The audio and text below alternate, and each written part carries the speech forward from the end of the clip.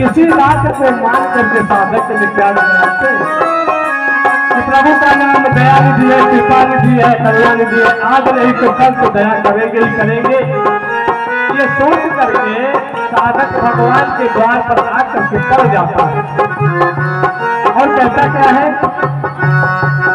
हम द्वार तेरा तुझे आके पड़े,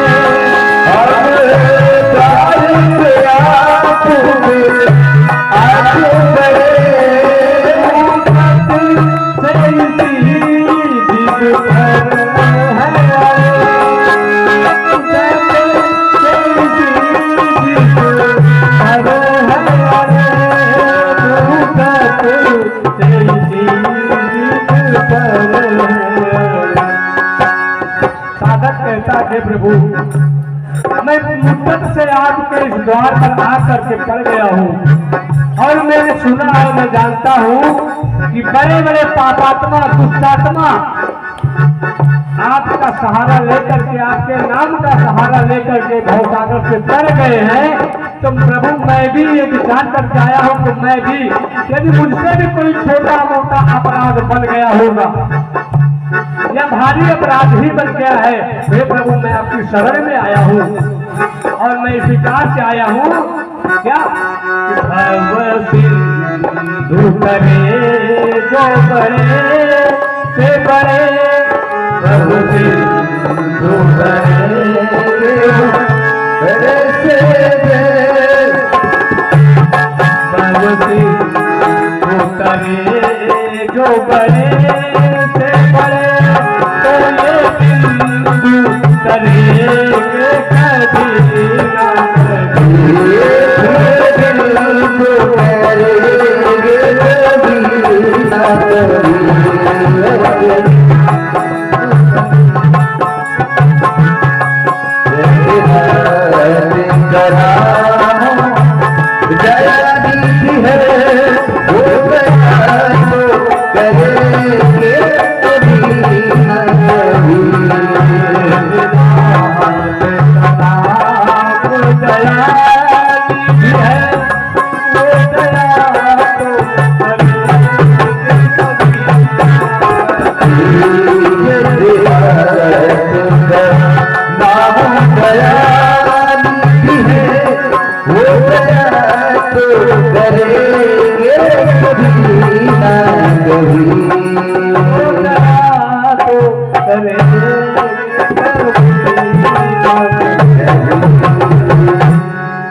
बोलवा के बिहारी लाल की जय हो। अगर हम भगवान के समक्ष जाकर के अपनी गलतियों को क्षमा मांगते हैं तो निश्चित रूप से परमात्मा उसको क्षमा कर देते हैं। इस प्रकार जो भी हमारा कर्ज है भगवान के चरणों में ले जाकर के हमने समर्पित किया कि प्रभु ये मेरा नहीं है, ये उनका है जिसका मैंने लिया था, इसको आप स्वीकार करिए, इसका फल जो है उनको दीजिए जिसका ये पैसा, जितना जितना अंश जिसका है उसको दीजिए और हमें प्रभु उनके कर्ज से मुक्त कीजिए। बस इतना ही चाहिए। परमात्मा निश्चित रूप से हमें उस कर्ज से मुक्त कर देगा और हमें मन चाही मुरादें जो है वो जरूर दे देगा।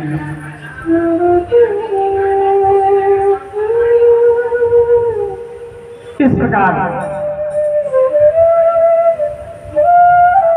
हमें कुछ मोक्ष की प्राप्ति का साधन, कुछ साधन ये मिल सकता है, इससे प्राप्त हो सकता है। लेकिन कहते हैं कि जब हम लोग अच्छा काम करने चलते हैं प्यारे, धर्म का आरंभ बड़े दुख से, थोड़े दुख से होता है, कष्ट से होता है, लेकिन अंत उसका बड़ा सुखदायी होता है। बच्चे जैसे पढ़ना लिखना शुरू करते हैं, 10वीं 12वीं इंटर BA MA कर लेते हैं तो पहले तो बड़ा कष्ट लगता है कि बहुत कष्ट है, लेकिन पढ़ लिख करके जब नौकरी मिल जाती है, एक अधिकारी बन जाते हैं तो वो बड़ा ही सुख प्रदान करता है। धर्म की रक्षा के लिए महाराज हरिश्चंद्र को क्या क्या करना पड़ा। भरे बाजार में चौराहे पर बिकना पड़ा प्यारे, लेकिन बिल्कुल को खरीदने वाला भी कोई नहीं मिला। कौन मिला? एक डोंग मिला, क्योंकि वो धर्म के पथ पर खड़े थे, अपने धर्म का परित्याग उन्होंने नहीं किया। तो धर्म के पथ पर कष्ट तो होता है, लेकिन अंत बड़ा दुखदायी सुखदायी होता है। और कहते हैं कि अंत भला तो सब भला, अगर अंत भला हो जाए तो सब कुछ भला हो जाता है। और अधर्म के रास्ते पर अगर हम चलते हैं तो बड़ा सुख मिलता है, बहुत जल्दी सुख मिलता है, लेकिन अंत उसका बड़ा दुखदायी होता है। इसलिए हमें प्रयास करना चाहिए कि वेद शास्त्रों के बनाए हुए रास्ते पर हम चलने का प्रयास करें। हमारे बुजुर्ग जो बताए गए हैं उस पर चलने का प्रयास करें, हमारे देवी देवताओं ने जो बताया उस पर चलने का प्रयास करें, तो निश्चित रूप से वह मार्ग सुगम हो जाता है।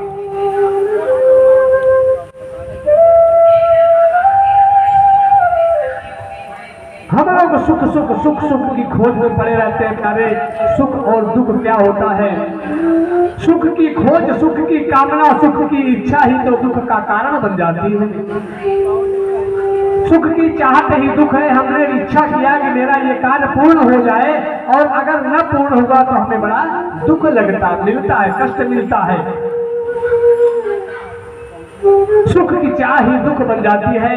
आप कभी विचार करिए कि हम लोगों के पास जब पहले बचपना था तो साइकिल से चलते थे, उसमें ना तो तेल की जरूरत थी, ना सर्विसिंग की, ना कुछ जरूरत पड़ती थी। आज धीरे धीरे हम लोगों की इच्छा हुई कि हमें बाइक ले ले, गाड़ी मिल जाए, कार ले ले, कार मिल जाए, गाड़ी ले लिया हमने, कार ले लिया। अब कार में हमें पेट्रोल चाहिए चलने के लिए, साल भर में एक बार इंश्योरेंस करने की जरूरत पड़ती है, सर्विसिंग कराने की जरूरत पड़ती है, ड्राइवर का खर्च देना पड़ता है, इत्यादि खर्चे होते हैं। तो जितना हम अपने आप को सुख में लाना चाहते हैं उतना ही हमको दुख मिलता है, कष्ट मिलता है। उसके लिए हमको व्यवस्थाएं करनी पड़ती है। और कहते हैं कि चाह अगर है तो चाह क्या होनी चाहिए?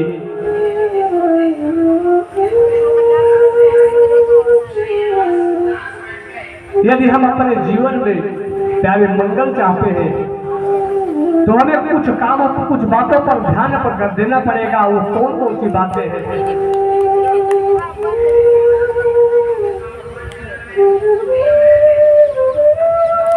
अपने मंगल की कामना के लिए हमको कुछ बातें हैं जिस पर ध्यान देना चाहिए। वो कौन सी बातें हैं? क्रोध न करें, क्रोध से बचें और क्रोध से कब बचे। जब भी हम घर से बाहर जाने लगे तो उस समय क्रोध से बचे, क्रोध करके घर से बाहर कभी ना निकले। घर में प्रवेश करते समय जब भी हम घर में लौट करके कहीं से आए तो उस समय भी ध्यान दें कि हमें क्रोध नहीं करना है। क्रोध से बचे, क्रोध में भर करके घर में प्रवेश कभी ना करें। तो हमें निश्चित रूप से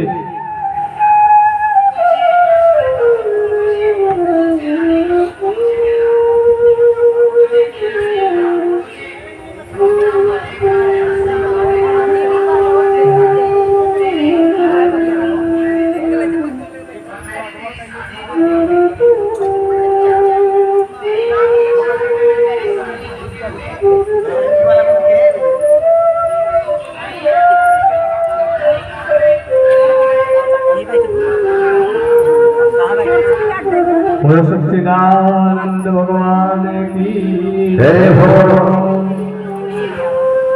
मंगल की कामना के लिए 6 बातें ध्यान में रखें। क्रोध नहीं करना चाहिए हमें, कब कब क्रोध ना करें।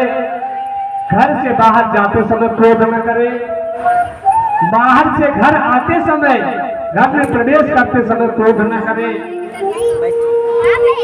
रात्रि में सोते समय क्रोध करके न सोए, सुबह जागते समय जैसे जगे उस समय भी क्रोध न करें,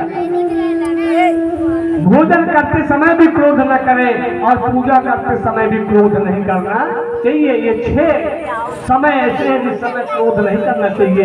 यदि हम अपने जीवन में मंगल चाहते हैं तो इस बातों का अवश्य ध्यान रखना चाहिए। घर से बाहर जाते समय क्रोध न करें, बाहर से घर आते समय क्रोध न करें, सोते समय रात्रि में कभी क्रोध करके नहीं सोना चाहिए। सुबह जब जगे तब भी क्रोध न करें, उस समय हंसते हुए खिलखिलाते हुए भगवान का दर्शन करते हुए अपने हस्तों का दर्शन करते हुए करें। क्योंकि कहते हैं कि जब सुबह उठना चाहिए तो सबसे पहले अपने हाथों का दर्शन करना चाहिए। इसी में तो सब रहते हैं। कराग्रे वस्ते लक्ष्मी, कर मध्ये सरस्वती, कर मूले तू गोविंदा, प्रभाते कर दर्शनम। जब सुबह उठे तो सबसे पहले अपने हाथों का दर्शन करें, जिसमें कि सबका दर्शन हो जाए, देवी देवताओं का। कराग्रे वस्ते लक्ष्मी, हाथ के अग्रभाग में लक्ष्मी जी का वास, उनका दर्शन करें। कर मध्य सरस्वती, मध्य में सरस्वती जी का वास दर्शन करें। कर मूले तू गोविंदा, मूल में गोविंद भगवान का दर्शन करें। जब तीनों का दर्शन सुबह सुबह उठते ही हम करेंगे तो हमारा कल मंगल दिन कैसे नहीं होगा, निश्चित रूप से होगा। लेकिन आजकल तो व्यवस्था हो गई है कि सुबह उठते ही पहले कर दर्शन नहीं, कप का दर्शन होना चाहिए। सुबह उठते ही कप में चाय जब तक न मिल जाए तब तक मूड फ्रेश नहीं होता है। इसलिए ये ठीक नहीं है, उठते हुए भगवान का कर का दर्शन करना चाहिए। पूजा करते समय किसी भी प्रकार क्रोध नहीं आना चाहिए, ये ध्यान रखना चाहिए।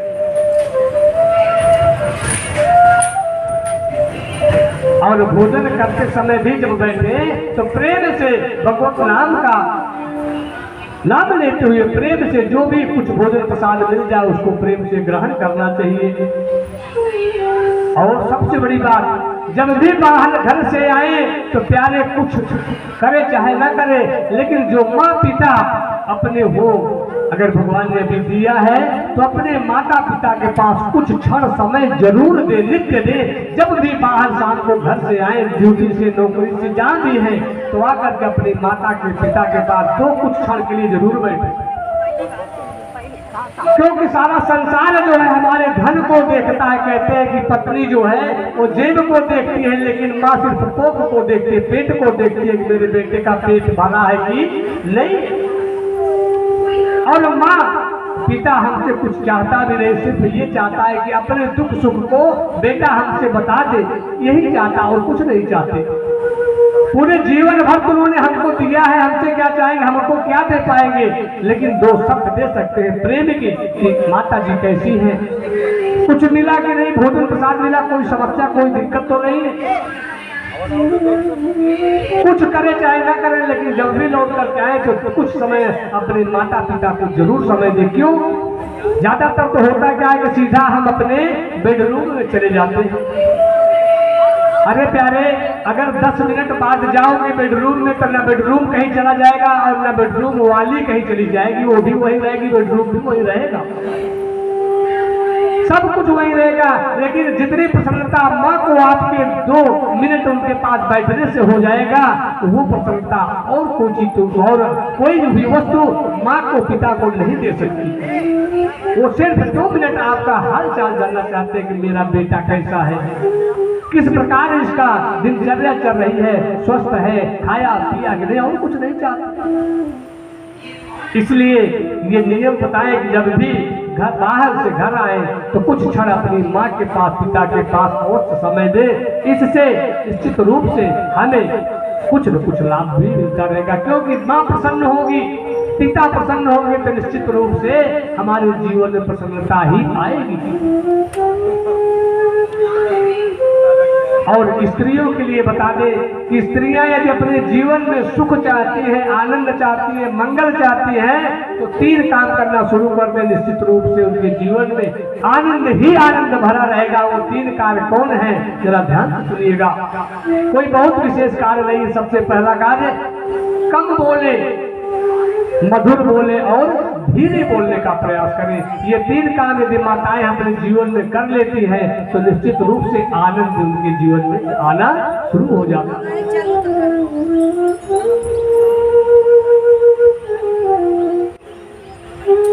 और अपने जीवन में यदि कोई चाह है परमात्मा से, किसी से कुछ चाह है, तो चाह सिर्फ ये होनी चाहिए, और सब चाह जो है वो व्यर्थ की होती है और एक चाह सबसे सुंदर होती है। वो जो कौन सी चाह है, बड़े ध्यान से सुनिएगा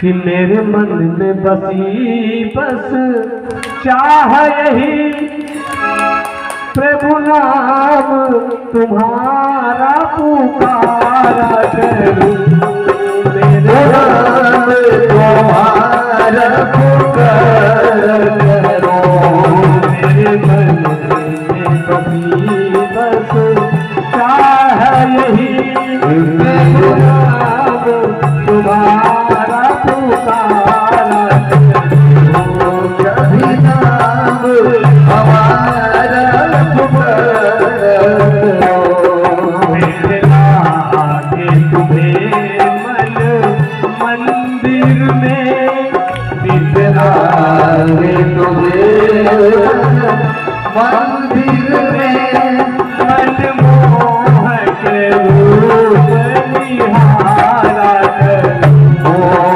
मनमोहक रूप निहारा करूं, मेरे मन में बसी बस चाह यही, प्रभु नाम तुम्हारा पुकारा करूं, प्रभु नाम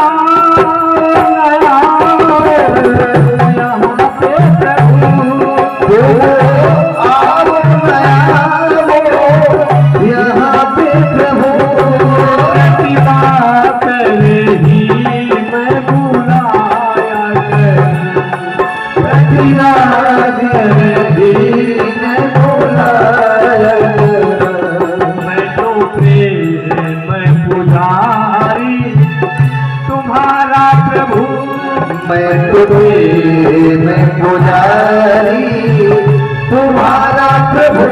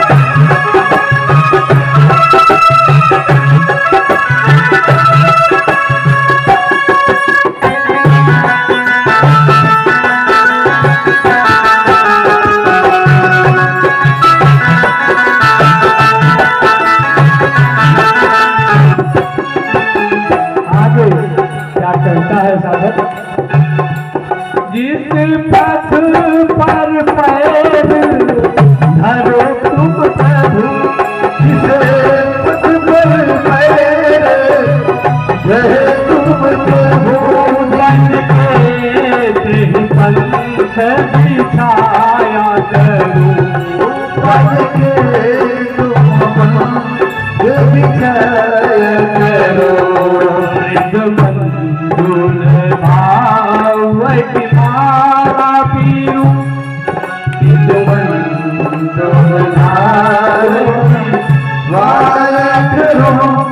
तेरी पूजा की थाल सजाया करो, तेरी पूजा की थाल सजाया प्रभु नहीं कुछ पास मेरे, प्रभु नहीं कुछ पास मेरे, निज प्रेम प्रसून कराया करो, प्रेम चढ़ाया करो, मेरे मन में कभी बस चाह यही, मेरे मन में बसी बस चाह यही, प्रभु नाम तुम्हारा पुकारा करो, प्रभु तुम्हारा पुकारा करो।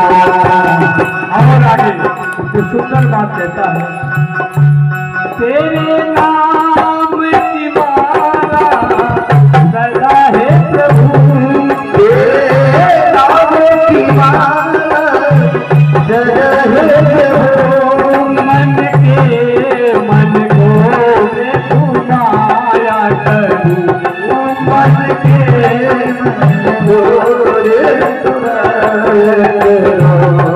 दादा कितनी सुंदर बात करता है प्रभु, तेरे नाम की माला ऐसे दिखने वाली माला नहीं, दिखने वाली माला तो फेरो फेरो, लेकिन मन जो है, मन की माला में हमेशा भगवान का वो नाम चलता रहे, जितनी भी सांसें आए जितनी सांसें जाए उतनी बार भगवान का नाम चलता रहे, ऐसी माला फिरती रहे, वो माला बंद न हो।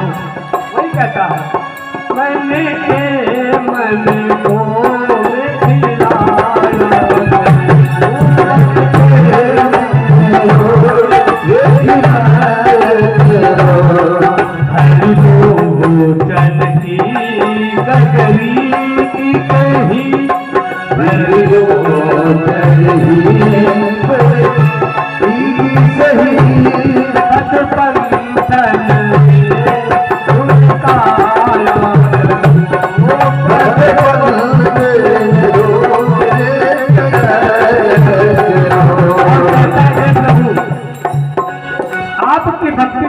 की मेरी शक्ति नहीं है। तो फिर क्या करोगे?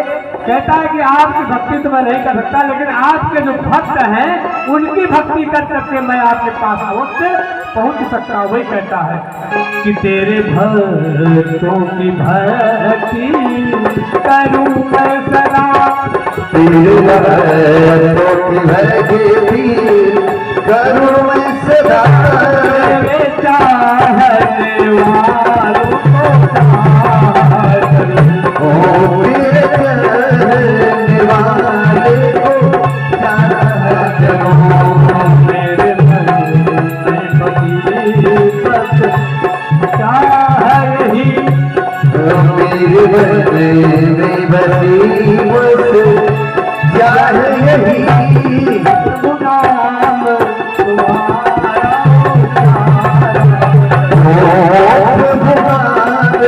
तुम्हारा तुम्हारा पुकार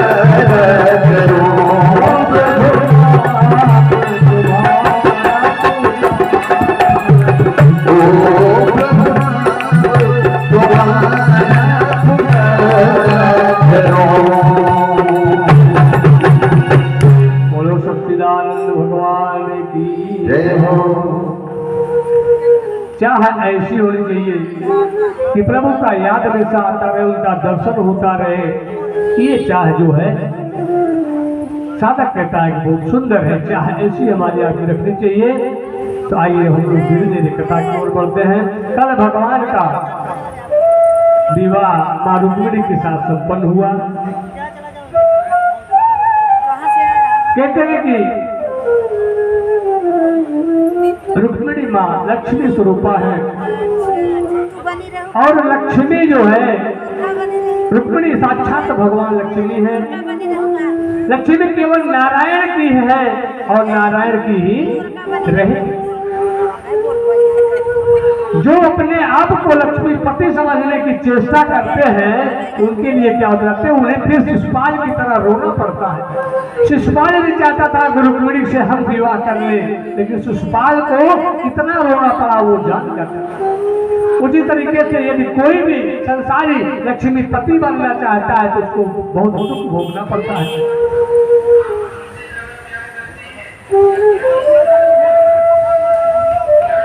अगर कभी लक्ष्मीपति बनना चाहोगे प्यारे, तो नारायण तुरंत अपनी लक्ष्मी का वहां से हरण करके लेके चले जाएंगे। लक्ष्मी हमेशा नारायण की है और नारायण की रहेगी। लक्ष्मी के केवल आप लक्ष्मी के पुत्र बन सकते हैं, लक्ष्मी को पुत्री बना सकते हैं, लेकिन कभी लक्ष्मी को पत्नी नहीं बना सकते, लक्ष्मी पति नहीं बन सकते। लक्ष्मी केवल नारायण की है और नारायण की ही रहती है, रहेगी। और महारानी रुक्मिणी से एक पुत्र हुए जिनका नाम हुआ प्रद्युम्न, जो साक्षात कामदेव जी के अवतार। कामदेव को जब भगवान शिव ने भस्म किया, उनके नेत्र खुले और कामदेव जी भस्म हुए, तो कामदेव की पत्नी रति जब रोती विलखती शिव जी के पास आई और उनसे का निवेदन किया, तो उसे शिव जी ने उनको आशीर्वाद दिया कि हे देवी, अब तो कुछ नहीं हो सकता, लेकिन जाओ मैं आपको आशीर्वाद देता हूँ कि अगले जन्म में आपका पति आपको मिल जाएगा।